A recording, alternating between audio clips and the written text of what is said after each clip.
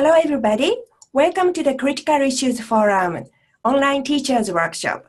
And for those who are watching the recorded video, thank you very much for watching the lecture video. So today, we will have a lecture by Ms. Sarah Bidgood.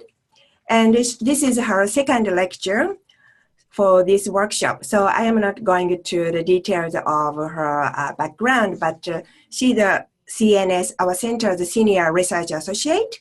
And today's lecture is Introduction to the Nuclear Nonproliferation and Disarmament Regimes. So this is very important lecture. This is a basic lecture, but so in order for you to understand the current nonproliferation regime, this is going to serve as a basics for this year's topic, the BAN Treaty. So I hope you enjoy the video. So now let me give the microphone to Sarah. So now, Sarah, you have a microphone. Okay, thank you, Masako. And hello again, everybody. Thank you very much for the opportunity to speak with you today. As Masako indicated, today we're going to be talking about the nuclear nonproliferation and disarmament regimes. So this is just a brief overview of what I hope to cover in today's presentation, but as always, if you have any questions, please feel free to ask me either now or later. So in essence, we're going to be talking about several different things, which are kind of what we mean by the nonproliferation regime more broadly. Some of these things are treaties and other bilateral agreements. We have regional and other agreements, which are things like nuclear weapons free zones. We have international organizations, so those are things like the International Atomic Energy Agency or the Organization for the Prohibition of Chemical Weapons. And then we'll briefly touch upon export control groups. So what I'd like to talk about in particular, and kind of the focus of today's talk, is going to be a lot about the NPT, which is the Nonproliferation Treaty. We're also going to talk about the relationship between the International Atomic Energy Agency and the NPT. We'll talk a bit about the new treaty, which has been recently negotiated, called the Treaty on the Prohibition of Nuclear Weapons, or the Nuclear Ban Treaty. But it's my understanding that you'll have other lectures that delve into that topic more, so I'm not going to focus too much on it. And then we'll also talk about the Biological Weapons Convention, the Chemical Weapons Convention, the Comprehensive Nuclear Test Ban Treaty, the Conference on Disarmament, and as I said, a little bit about export control regimes towards the end. So one thing that I'd like to say at the outset that I think is helpful for framing this discussion is that when we use the term regime, we mean both sort of documents, things like treaties, negotiating bodies, so conferences and other groups of UN member states who talk about these issues and talk about how to strengthen the nonproliferation regime, and then also places with what I call, hallways and bathrooms, so actual physical buildings like the United Nations. So we're going to touch a little bit on all of these different types, these different entities that play into the nonproliferation regime. Okay. So we'll begin with the Treaty on the Nonproliferation of Nuclear Weapons, or the NPT as it's called. The NPT is widely regarded and widely hailed as the cornerstone of the nonproliferation regime, which is why we're going to start with it. Negotiations began on the treaty in 1968, and it entered into force in 1970. It's not quite universal, but it has many, many states parties, 190 states parties, and the UN Office for Disarmament Affairs serves as kind of the secretariat for this treaty. So it doesn't have a body that oversees it and kind of handles the logistics, but the closest thing we have to that is the UN Office for Disarmament Affairs. And this treaty is important because it really governs, in essence, who can have weapons and who cannot have weapons. And in fact, it codifies 5 nuclear weapons states, 5 official nuclear weapons states, and those are the states that tested a nuclear weapon before January 1st of 1967, so before the treaty itself was negotiated. The rest of the states parties to this treaty are what's called non-nuclear weapon states, meaning that they don't have nuclear weapons, and by signing onto the treaty, they've pledged not to get them. The preamble to this relatively short document reflects the period in which it was written. So it reflects kind of the security situation in the 1960s and early 1970s. It declares the intention of all states parties to achieve the cessation of the nuclear arms race and to undertake effective measures in the direction of nuclear disarmament. There are 10 substantive articles that lay out the treaty's obligations. And I would say that Articles 1 and 2, and then Article 6 are the ones that we talk about probably the most frequently. Articles 1 and 2 lay out the obligations of non-nuclear weapon states not to acquire nuclear weapons. And for the nuclear weapon states, it expresses that they will not contribute to states that don't have nuclear weapons acquiring them. And then Article 6 is what obligates all states parties, not just the nuclear weapon states, but all states parties, to pursuing negotiations in good faith on effective measures relating to the cessation of the nuclear arms race at an early date, and also to nuclear disarmament, and in addition, to a treaty on general and complete disarmament under strict and effective international control. So it kind of articulates both the idea of nuclear disarmament and then also general and complete disarmament more broadly. And then the thing that ties these two articles together, in my view, is Article 4. And that is what affirms the inalienable right, as they call it, of all states to the peaceful uses of nuclear energy. So it's assuring the non-nuclear weapon states that just because they've foregone the opportunity to have nuclear weapons or the ability to have nuclear weapons doesn't mean that they won't have access to peaceful nuclear energy, which particularly for developing countries is hugely important to their energy needs. So if you look at the treaty in this way, it strikes a grand bargain between the nuclear weapon states and the non-nuclear weapon states. So the nuclear weapon states have to commit to disarming, and the non-nuclear weapon states commit not to acquire nuclear weapons, but in exchange they get access to nuclear energy. And we call these three concepts of non-proliferation, so stopping the spread of nuclear weapons, disarmament, getting rid of the nuclear weapons, and peaceful uses, the peaceful uses of nuclear energy, as the three pillars of the NPT. And if you think about three pillars holding up the treaty, they're mutually reinforcing. And if one of the pillars is weak, it threatens to make the entire regime unstable. So from that standpoint, it's very important that states parties uphold all of these three pillars of the treaty. So it's important in this particular context to talk about the International Atomic Energy Agency. And the IAEA has several different roles and different activities under its purview, but in particular, I'm going to focus on the ways that it relates to the NPT. So the IAEA itself is based in Vienna, and it's headed by Yukiya Amano, who is its Director General. It has three pillars, which are safety and security, technical cooperation, and safeguards and verification. And that's one of the parts that interests us most in this context.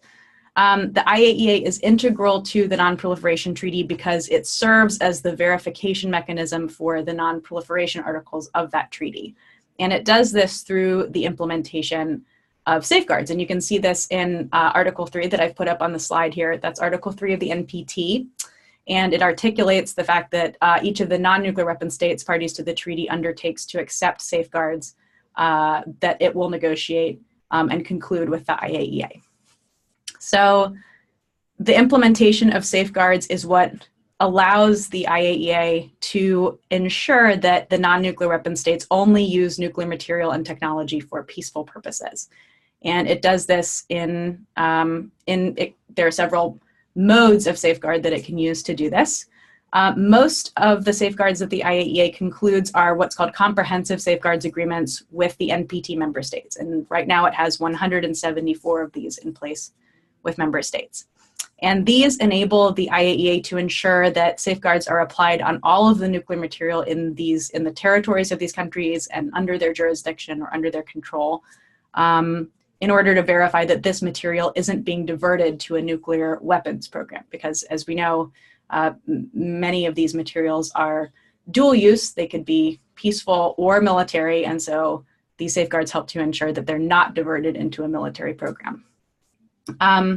the 5 nuclear weapon states parties to the NPT, which are the United States, the Russian Federation, the United Kingdom, China, and France, have concluded what are called voluntary offer agreements, safeguards agreements with the IAEA.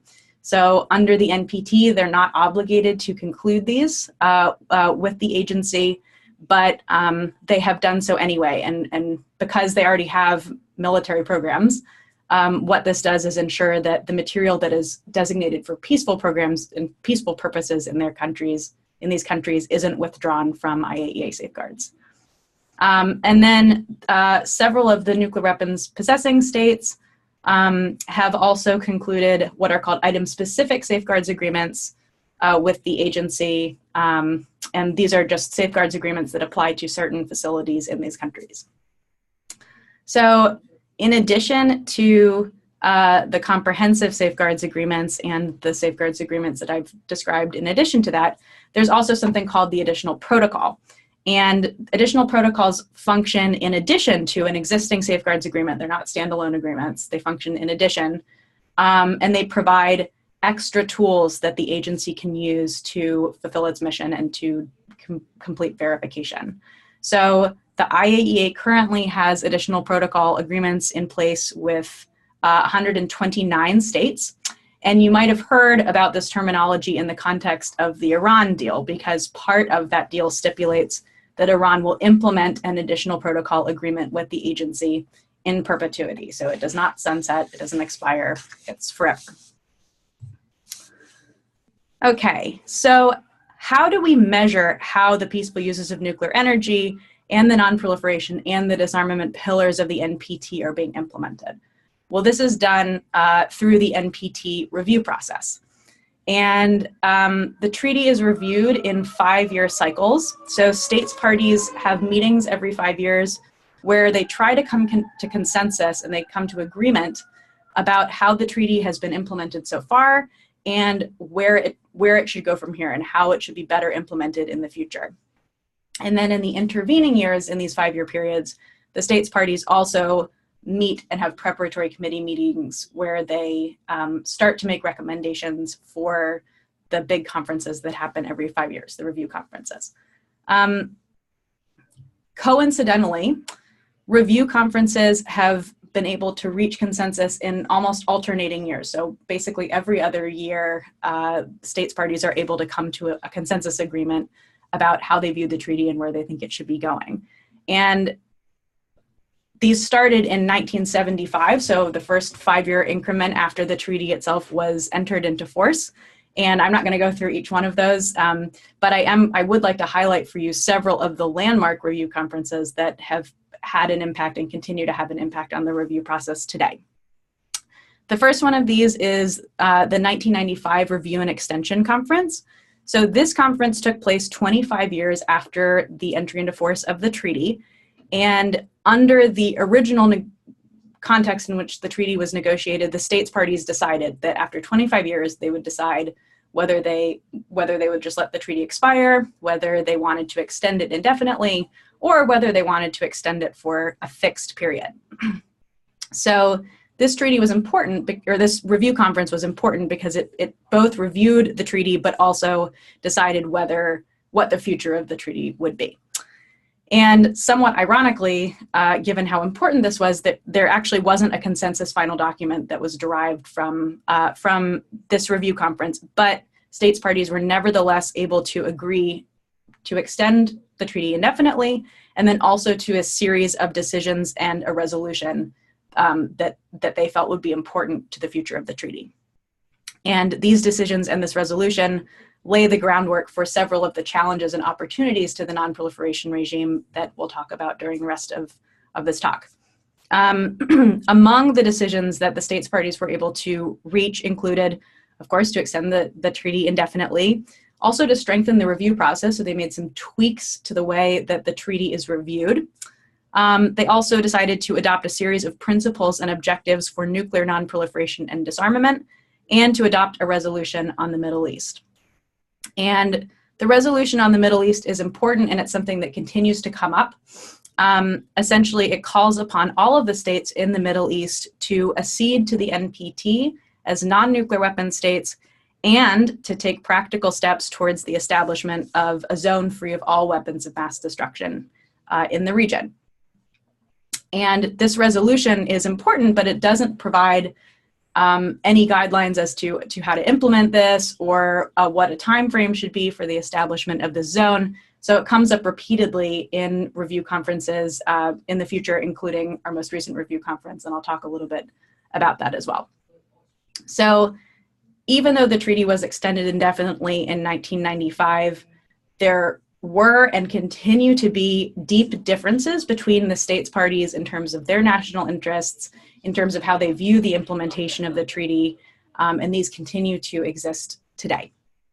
Article 6, which you'll remember is the article pertaining to disarmament, continues to be a major source of consternation among states parties. The non-nuclear weapon states, for the most part, I would say, agree on the need for the nuclear weapon states to make more and faster progress to fulfill their obligation to disarm. And the nuclear weapon states feel that they're doing this in the way and at the pace that they're able to do it. So as you'll remember from some of our previous talks, Russia, the Soviet Union, and the United States had huge, huge arsenals in the 1980s, and these have been cut a great deal in the intervening years, so that they regard that as a significant contribution towards fulfilling their Article 6 obligations, but the non-nuclear weapon states, many of them would like to see more progress. So 5 years after the 1995 Review and Extension Conference, we have the year 2000, which is the first review conference after this indefinite extension, after this big victory of extending the treaty. And in this context, states parties were able to agree upon 13 practical steps for nonproliferation and disarmament. These include things like the ratification of the Comprehensive Nuclear Test Ban Treaty, which was concluded in 1996, so just a year after the 1995 Review and Extension Conference, as well as the negotiation of a fissile material cutoff treaty, irreversible nuclear reductions, and further arms control treaties and other measures.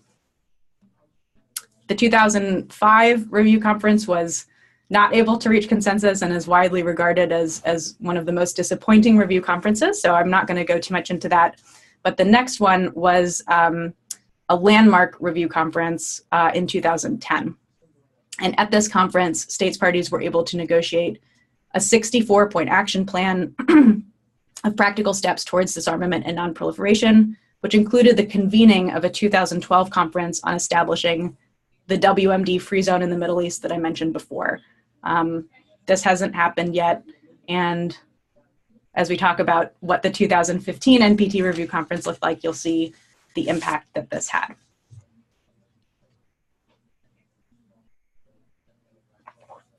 So the last NPT Review Conference that we had prior to the current review cycle was in 2015. And just as the pattern goes, where you have consensus, not consensus, consensus, not consensus, this conference failed to achieve consensus. And this is owing to a number of reasons, some of which are new and some of which predate this review conference and this review cycle. In essence, the review conference fell apart over the inability for states to agree on what to do about the Middle East. But underlying this, there was also widespread division among states parties over the lack of progress made towards disarmament objectives, which we talked about before. And underpinning this is the fact that many of the states parties did not feel that the growing awareness and rise in the emphasis on the humanitarian impact of nuclear weapons was being adequately reflected in the draft document that the president of the conference put forward. And this combination of factors is what created a failed review conference where they weren't able to come to consensus. So the year after a review conference, there is no meeting, but in 2017, we did have a preparatory committee meeting of the states parties to the NPT. And this gave us a glimpse into what issues are probably going to continue to be problematic during the 2020 review cycle and how they might be treated by the states parties.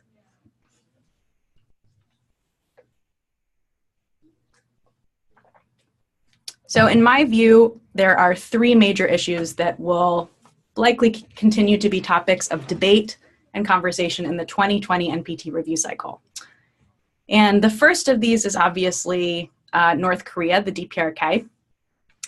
North Korea had been a party to the NPT, but supposedly withdrew from it in 2003, although there's some debate over whether they actually followed the rules laid out in the treaty in order to do this. But in any event, they're a de facto non-party to the NPT at this point. The question of whether and how the DPRK will be addressed in this upcoming conference remains to be seen, especially because a lot can happen, as we know, in 3 years. So whether in 2020, the situation in the DPRK will be very different, I'm not sure, but it's certainly something that states parties will be talking about in 2018 and 2019 and 2020. The other big issue that I see kind of dominating the conversation potentially is the Iran deal, the JCPOA. So as we know, President Trump has decertified the Iran deal. And this means that Congress, US Congress, now needs to decide whether it's going to re-implement sanctions on Iran. And if it does this, the United States will no longer, it will be in breach of the deal. Whether this will make the deal fall apart or not is not clear. None of the other parties who are part of the deal want this to happen. So in this respect, I anticipate that this will be a major topic of conversation in the 2020 review cycle.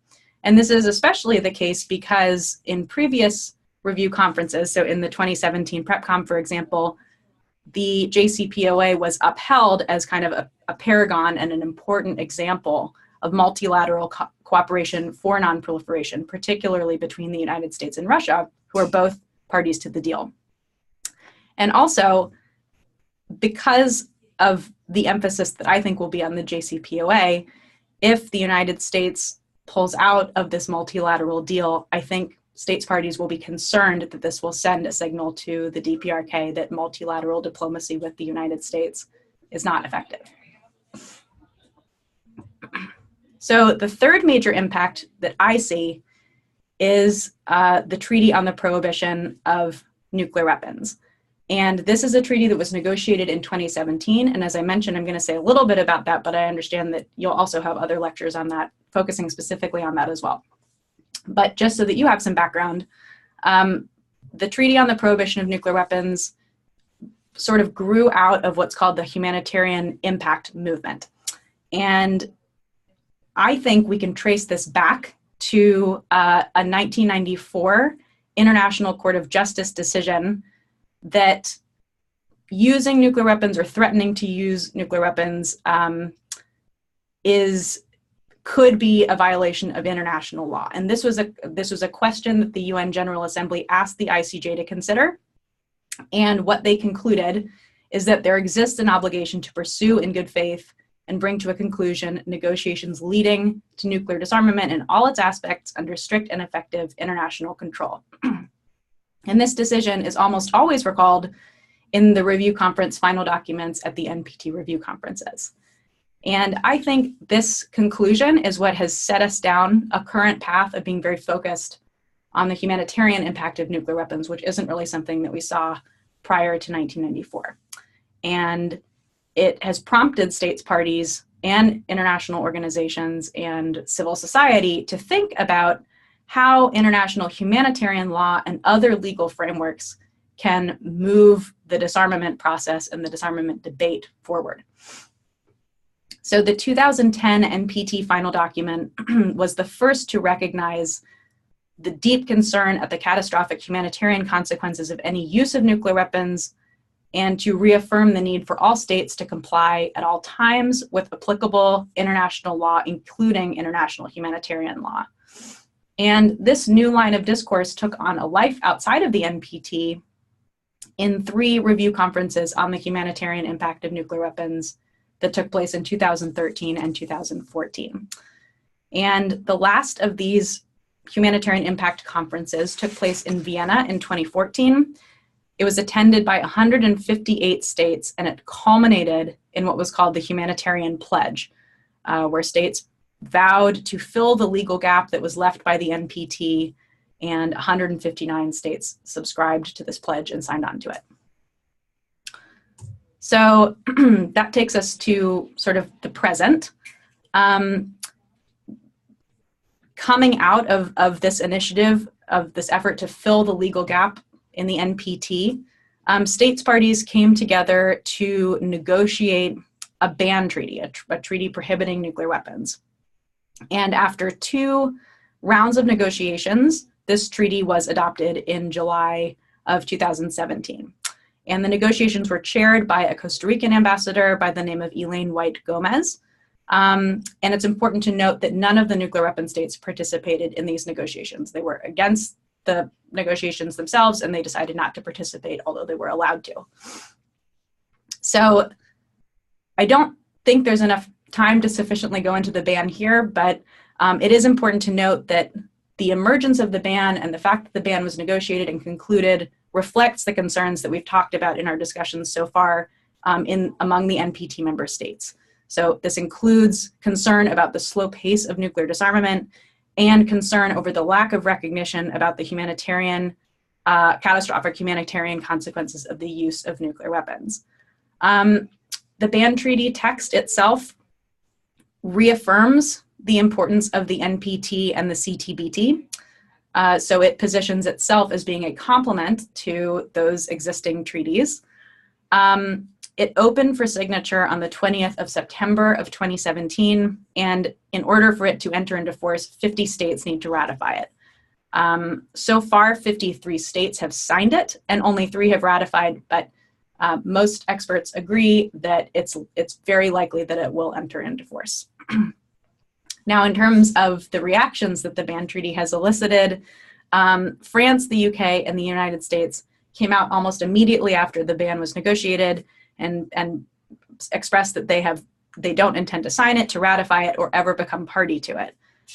They feel that the ban implements no change in the legal obligations on these 3 countries with respect to nuclear weapons, and they maintain that the treaty disregards the reality of the international security environment and is incompatible with nuclear deterrence, which is a key part of their nuclear doctrines. Beyond these states, some experts and also some states themselves have expressed concern that the safeguards provisions in the ban treaty, are problematic.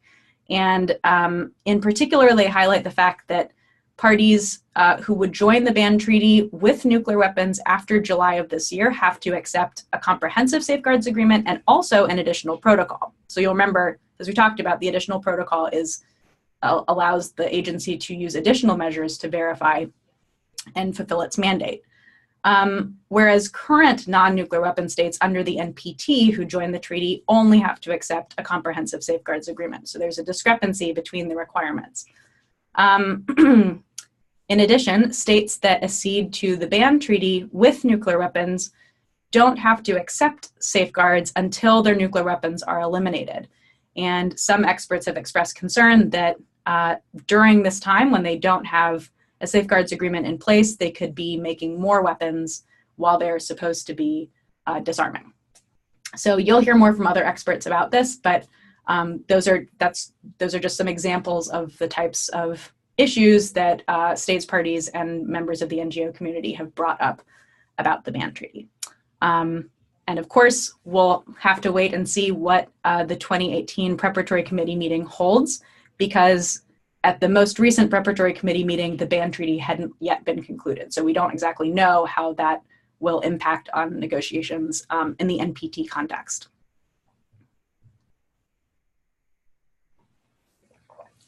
So moving on to nuclear weapons free zones.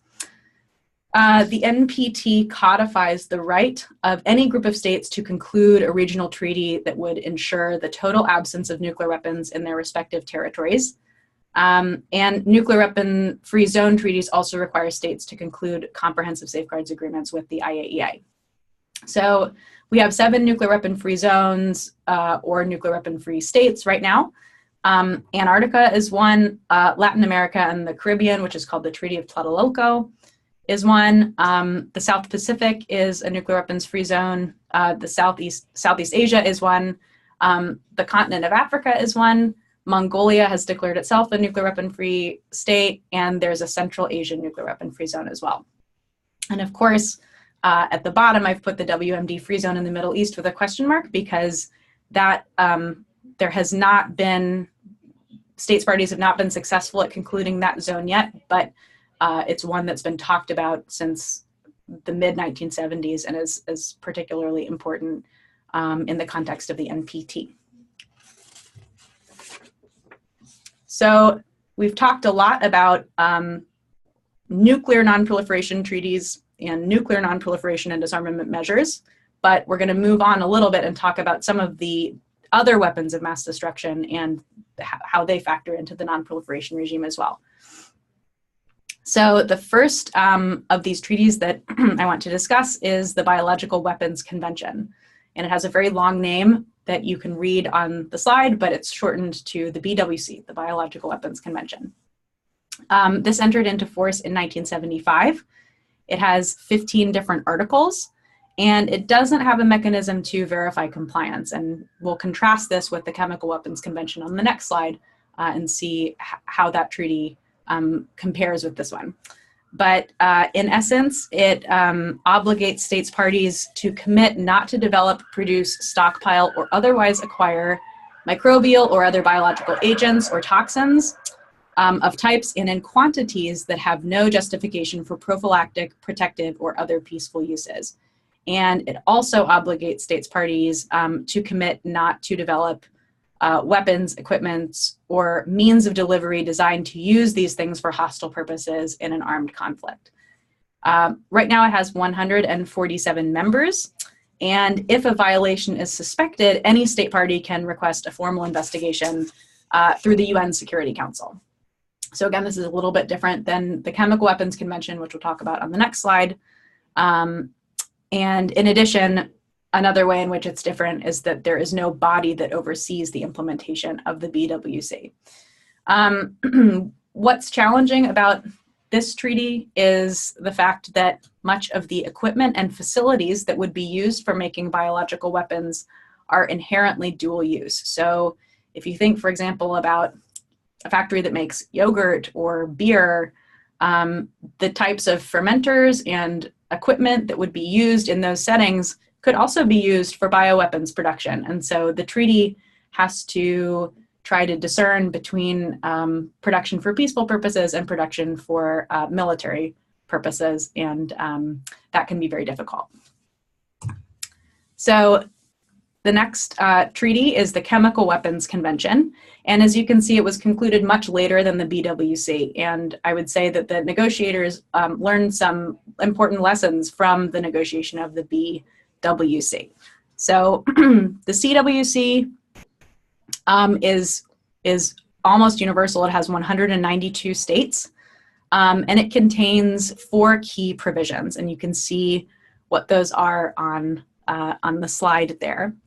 It also has to balance the challenge of working with dual use equipment. And in addition, it has to balance the concerns of members of industry with proliferation concerns posed by chemical weapons. What is particularly unique about this treaty, and something that contrasts it from the BWC, is the fact that states parties under Article 9 of this treaty are able to request what's called a challenge inspection to any facility or location in another state party to clarify or resolve any possible compliance issues. And so this is quite unique, and it's a unique strength of this treaty. It hasn't been used so far by any state, but it could be. There have been several recent accomplishments, I would say, in the realm of chemical weapons. The first is that Syria, as you'll remember, in 2013 was suspected of using chemical weapons, and President Obama at the time said that he would consider a limited military strike if that was the case. So he articulated a red line about Syria's use of chemical weapons. And shortly after that, Syria sent a letter to the United Nations saying that it would accede to the Chemical Weapons Convention and start observing its provisions immediately. And in response, presumably, to the red line. And in taking Syria up on this commitment, the United States and Russia developed a plan to destroy Syria's chemical weapons stockpiles on nuclear territory. So they took these armaments to a ship in international waters and hydrolyzed the chemical weapons. And this is hailed as a big accomplishment, not only because Syria was then able to join the CWC, but also because it's an important example of US-Russian non-proliferation cooperation.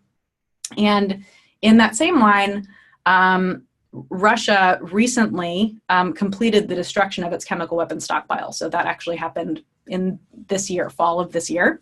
And this puts it ahead of the United States timeline. The US is set to destroy its chemical weapons stockpiles completely by 2023. And the dates for both of these countries have been pushed back a couple of times, so we'll see if that happens. Unlike the BWC, there is an organization that oversees the implementation and administration of the Chemical Weapons Convention called the OPCW. This is headquartered in The Hague, and it has about a 500-member secretariat staff, so a very, very large staff in contrast to the BWC, which doesn't have its own organization. So the next important component of the Nonproliferation and Disarmament regimes is the CTBT and the CTBTO. And we've talked about these a little bit in previous contexts, but just as a reminder, negotiations began in 1993 and the treaty was opened for signature in 1996. This treaty, which is the Comprehensive Nuclear Test Ban Treaty, bans all nuclear testing, including atmospheric testing, testing in space, testing underwater, and testing underground. It's important because nuclear tests are widely regarded to be an important step in developing a nuclear weapons program. And even for states that already have a nuclear weapons program, in order to perfect and miniaturize their weapons, they often need to conduct nuclear testing. So the CTBT is regarded as especially important because it limits both the horizontal proliferation of nuclear weapons, proliferation to other states, and the vertical proliferation of nuclear weapons, so the ability of states to modernize their arsenals. As you can see, 44 states, according to the treaty, must ratify it in order for it to enter into force. These states are listed in Annex 2 of the treaty. Of these, 8 states remain who need to ratify, and these include the United States, the DPRK, and others. So Russia has actually already ratified the treaty, but it was one of these 44 states that needed to do so. And in this respect, the United States is behind Russia in its ratification.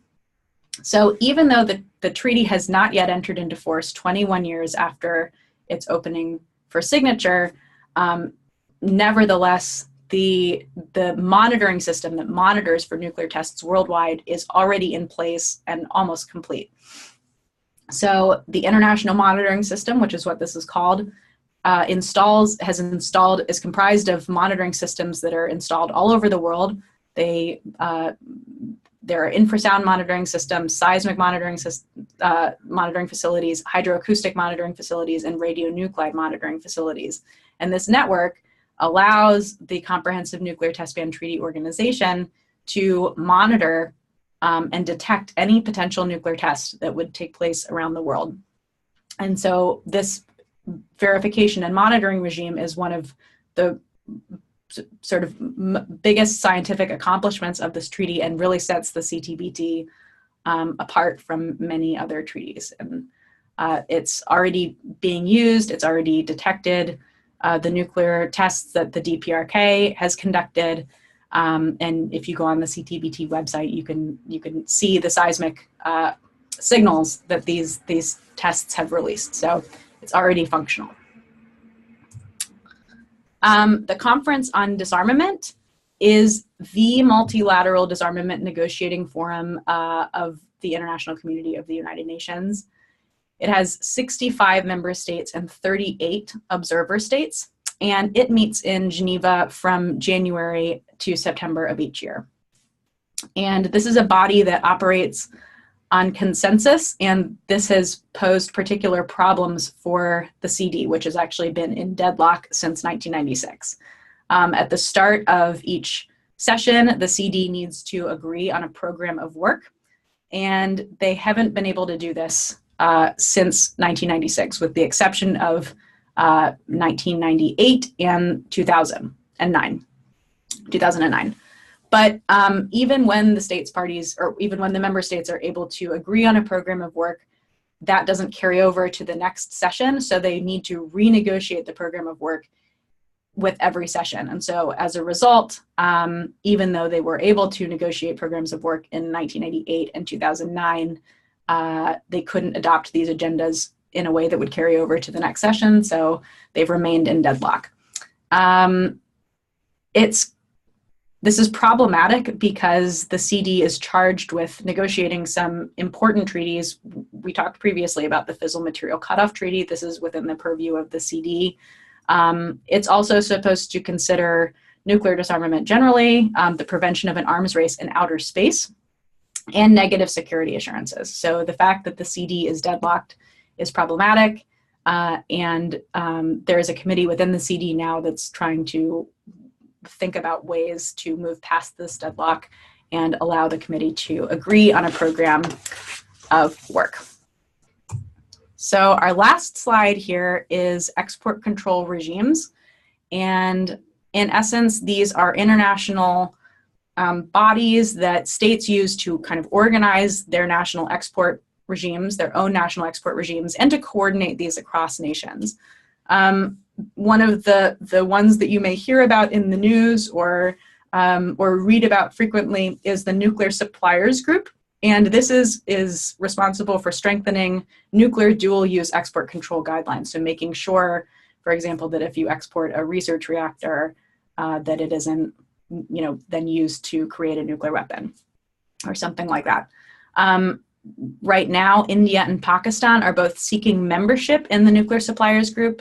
So this is something that has become kind of a hot topic of conversation, and it's something that is ongoing. So you will probably continue to hear about it as we go through this year. So just to sum up, this is now the time for questions, but just to wrap up what we talked about today, the international non-proliferation and disarmament regimes are made up both of treaties and organizations, and then also physical places where negotiations are carried out or where treaties are concluded or that oversee the implementation of these treaties. The cornerstone of the non-proliferation regime remains the Non-Proliferation Treaty, but there are many components of this regime that have to work in concert in order to make sure that the non-proliferation regime stays strong, that its foundation isn't crumbling, that it remains as robust as ever. And we also have some new elements coming into it, like the ban treaty. And so it will remain to be seen how these things operate in concert and whether they complement one another or interfere with one another. But at the end of the day, they're all part of what we call the Non-Proliferation and Disarmament Regime. So if anyone has any questions at this time, I'd be happy to answer them. Or Masako, if you would like to pose some questions for the recording, I'd be glad to answer those too. Thank you. Okay, thank you so much, Sarah. That was a very comprehensive lecture. Thank you. So if you have any question, I see one, Elaine, if you have a question, you can send me a text through chat so that I can mute. Or if you want to send me the question through chat, that's also fine. So in the meantime, while I'm waiting for possible question, and also for those who are watching this video lecture, for the sake of some clarification and also to stimulate some discussion, I would like to ask some question to Sarah, and then maybe we can continue a little bit of a discussion. Mm-hmm. So first and foremost, the NPT, Nuclear Non-Proliferation Treaty, is obviously the most important nuclear non-proliferation treaty. I mean, the cornerstone of nuclear non-proliferation regime for the past almost 50 years. So next year, NPT is turned to 50 years old, so mid-age. So As you clearly mentioned, under the NPT, there is a very important article, Article 6, which obligates basically nuclear disarmament. However, not many countries are quite unhappy about NPT, and that's why those countries that do not have nuclear weapons started a negotiation on a ban treaty or some new initiative. So in your view, maybe you could talk a little bit more about the a discriminatory nature of the NPT, have and have nots, and why nuclear countries who do not have a nuclear weapons are so frustrated. Sure. So that's a great question, and it is central to kind of where we are right now and understanding why the ban treaty came about and the frustrations of these states.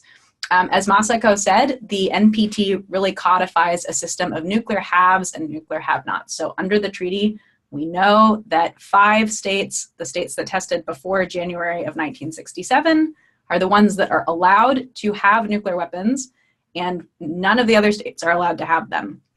And from the standpoint of the non-nuclear weapon states, even though the NPT purports to create a bargain between these states where the nuclear weapon states will disarm and the non-nuclear weapon states will commit to non-proliferation measures, the non-nuclear weapon states feel like they've done a much better job of implementing and upholding their part of the bargain than the nuclear weapon states have done. And because there is no time-bound commitment in the NPT by which the nuclear weapon states need to disarm, the non-nuclear weapon states have expressed concern that perhaps the nuclear weapon states are just planning to keep their nuclear weapons in perpetuity and to keep them forever. And if they're constantly able to use the argument that the security environment needs to be right in order for them to disarm, that if one state decides to unilaterally disarm, that this will create a lot of instability, then what impetus do they have to actually fulfill their Article 6 obligations? And so it was this very frustration that there's no legal impetus to make the nuclear weapon states disarm is what really prompted the negotiation of the nuclear ban treaty. And so I think we'll have to see again exactly how much power the nuclear weapons ban treaty has, because as I mentioned, none of the nuclear weapon states participated in the negotiation. They've expressed they have no interest in ratifying it or signing it or becoming part of it or endorsing it. And a treaty certainly cannot obligate a country that is not party to it to do anything. So what some have hoped and what I think some states parties continue to hope in negotiating the treaty, the ban treaty, and supporting it, is that it will create a norm against nuclear weapons that will be so powerful and so compelling that it will force the nuclear weapon states, it will pressure them to accelerate the pace of their disarmament. And that's not an unreasonable thought, because we talked about, the Chemical Weapons Convention, the Biological Weapons Convention. Both of these conventions outlawed these classes of weapons before they were completely destroyed. And as I mentioned with the CWC, Russia and the United States are in the process of getting rid of their stocks of these weapons. So what's to make you say that a nuclear weapons ban treaty wouldn't have the same impact on nuclear weapons? I don't think that the nuclear weapon states will ascribe to that viewpoint, but it does sometimes take a long time for norms to be established. So we'll have to see what that looks like in the future. Great, thank you so much. That was another very comprehensive answer.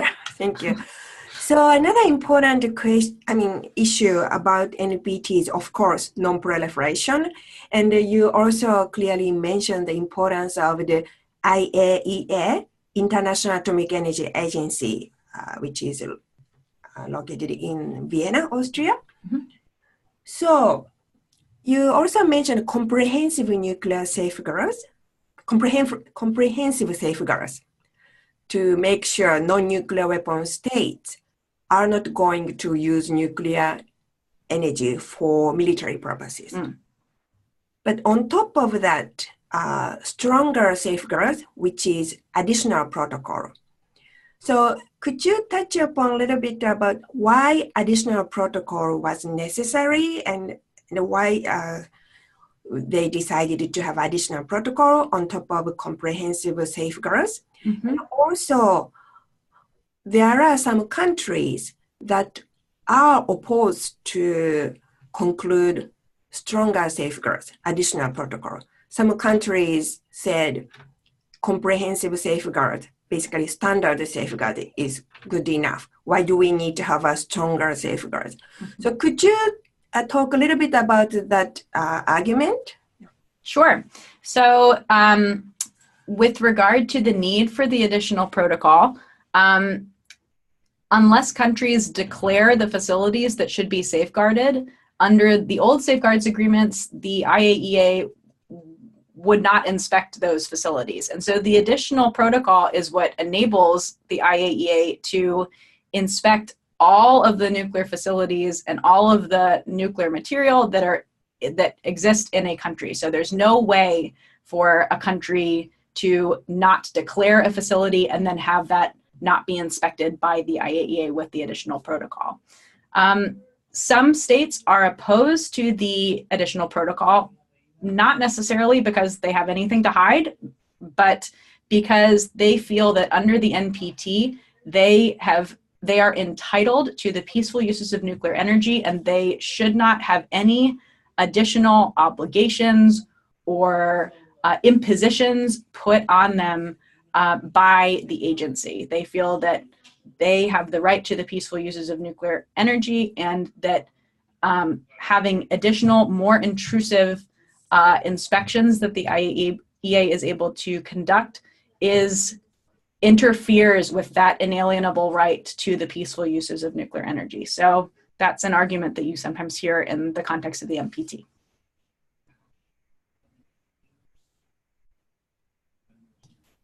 Great, thank you. So there are lots of challenges in NPT, and you also talked about North Korea, Democratic Republic, People's Republic of Korea, DPRK. So North Korea withdrew from the NPT in 2003. So if I understand correctly, North Korea is the only country that withdrew from the NPT. That's right. So in your opinion, I do not know, but because of this new treaty, ban treaty, do you think there are some other countries that may want to withdraw from the NPT? Well, it's a good question, and it's definitely something that when the treaty was being negotiated, I heard more concern about. So I heard concern from the NGO community in particular that if there was not a provision in the ban treaty that said that states parties to the NPT must remain in the NPT in order to join the ban treaty, that you could see sort of a mass exodus of states parties to the NPT, leaving that treaty and going over to the nuclear weapons ban treaty. Based on what I've heard, and this is pure speculation, so we'll have to see what actually happens in the future, but I think that if we take the negotiators of the nuclear weapons ban treaty and its proponents at face value, all I have heard from them is that they want the ban treaty to be a complement to the NPT, that they still regard the NPT as the cornerstone of the nonproliferation regime, and they see the ban treaty as something that fills a gap in that treaty, but is in no way trying to usurp it or trying to replace it.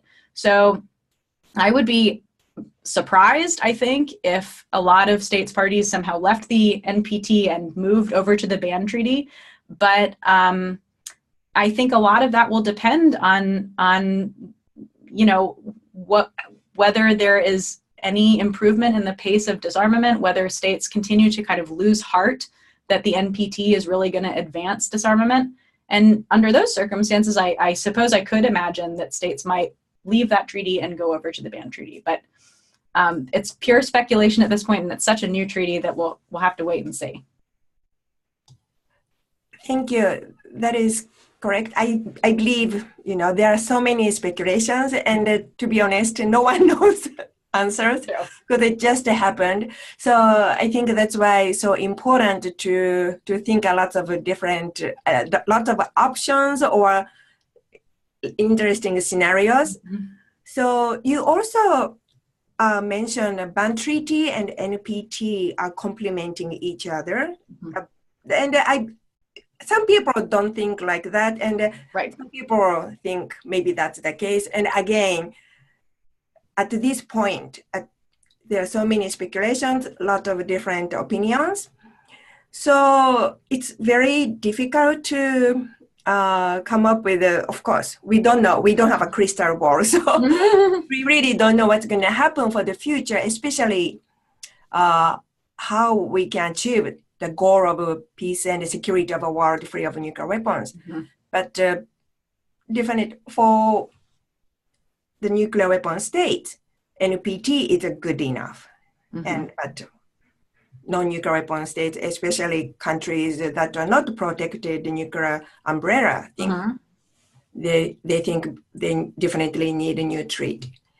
So, of course, again, you can just imagine for the, let's see, 20 years from now, just for the entertain our speculation, what would you see in the field of disarmament and non-proliferation, like a negotiation 20 years from now? This is you can't say anything because there's no right or wrong answer. Okay. Maybe this is also a good question to ask students. Mm-hmm. So if you could share your thoughts or your speculation. Mm-hmm. What will it look like 20 years from now? 20 years from now. Well, it's really hard to say. I mean, I think a lot is going to depend on, I think, U.S.-Russia relations, what happens with North Korea, and what happens with the Iran deal. Because even though the Iran deal doesn't, it just pertains to Iran, I do think that it has been upheld as an example of, as I said, multilateral non-proliferation cooperation between different states and international organizations. And if it falls apart and if the United States withdraws, I think that will also be an example. It will show that these countries are not able to work together, and that maybe the multilateral non-proliferation regime as we know it is less robust or in less good shape than we thought it was. So I think if that deal falls apart from a symbolic standpoint, it will have a big impact on the future of these two regimes. And what do I think that impact could be is, that's a good question. I think it might show the non-nuclear weapon states in particular that they can't trust the nuclear weapon states to uphold their end of the bargain or to be good, faithful negotiators who are negotiating in good interest with them. It might create a trust deficit even more deep than the one that I think already exists now between the nuclear weapon states and the non-nuclear weapon states. And if that is the case, I can see support for the NPT really being undermined. I could see a big division between supporters of the Nuclear Weapons Ban Treaty and supporters of the NPT. And to be honest with you, I think if this happens, we won't see a lot of progress towards disarmament because it's not possible to make states disarm if they don't sign on to a disarmament treaty. And so if there's a big ravine between the nuclear weapon states and the non-nuclear weapon states, and it kind of ostracizes the nuclear weapon states in such a way that they have no interest in coming to any kind of compromise with the non-nuclear weapon states or acknowledging their concerns or hearing them or communicating with them in any way, then I think we're going to be in even worse shape than we are currently. So I do think that this next review cycle is going to be kind of a watershed to show us what the path might look like in the future. I dodged your question, Masako, because I'm not sure what it's going to look like. Actually, thank you. In fact, that is the perfect way to answer, because first, no one knows the answer. But the important thing is we really need to see many different factors. Mm-hmm. You clearly said the U.S.-Russia relationship and North Korea's nuclear situation, mm-hmm. and what's going to happen to the Iran deal. So all of these factors are really relevant to the global nuclear disarmament. So I think this is very important for students to see the disarmament issues very comprehensively. And also, nuclear weapon states are criticizing the ban treaty because it's ineffective. Without nuclear weapon states, how you could make a progress in disarmament. But on the other hand, non-nuclear weapon states, the ban treaty advocates that it's this is a significant achievement, and the nuclear weapons needs to be stigmatized. So there are so many different arguments. So I think this lecture really gave you the important issues. First, you learned a lot of important basic information about international nuclear non-proliferation regimes. And you also learned that things are very complicated and difficult, challenging, as you have just heard. So that's why it's so important for us to continue to study this issue, especially younger generations. So I always come to this point, but it's so important. So anyway, thank you, Sarah. So would you like to share final thoughts with the future generations?